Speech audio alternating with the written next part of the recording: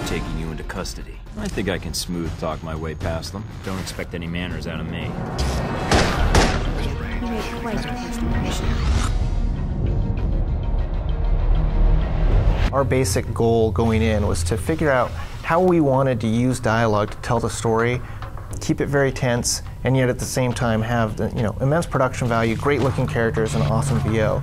And so all of those top level goals are what we sort of put in the mixing bowl and moved around, and the Dialog Stance System is what came out of it. There's some things I'd like to find out before you stop breathing. Charming. Dialog Stance System, or DSS, is a very fancy way of saying you have choices and that the choices are going to dictate the way the game goes for you. If you go through the Dialog Stance System and decide to extort somebody and another player decides to execute them, there are totally different options that come up. Why are you wasting my time? Drinking alone is time well spent then. We provide different options, so it's a little bit of choose your own adventure. Why are you wasting my time?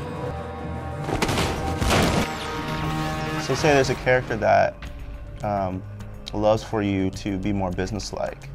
If you come into that conversation and you are being suave, coy, or annoying, you're going to get a lot of different options from them. They're probably not going to give you the information that you wanted, but you may get other things. So what's the code?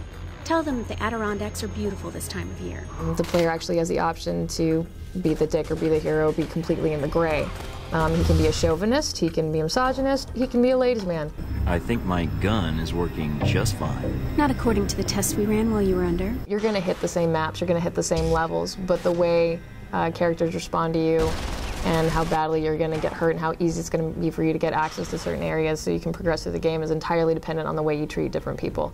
We work together, we both get what we want. In a film, people play off of each other in a realistic and very timing-sensitive type realistic conversation. So essentially, you only have a certain amount of time to respond, but it gives a much more cinematic feel. You're not waiting for somebody to respond. If your objective is to reach the train, then we can help each other out. After that, I can't make any promises.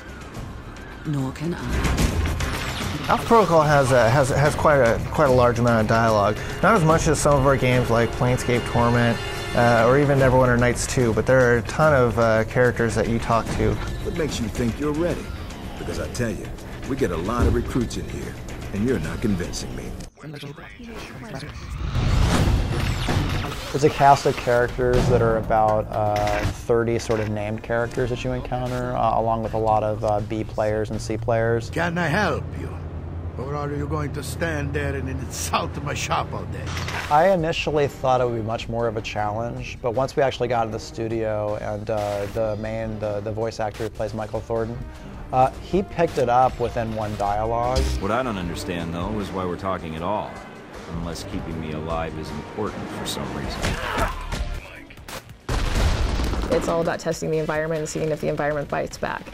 So Alpha Protocol should provide the same sort of experience for the player where it just might bite back.